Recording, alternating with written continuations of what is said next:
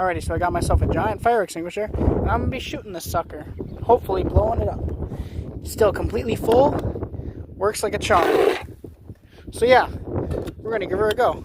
And of course, I'll be using my beautiful Redwood Zastava AK47 that shoots 7.62 by 39.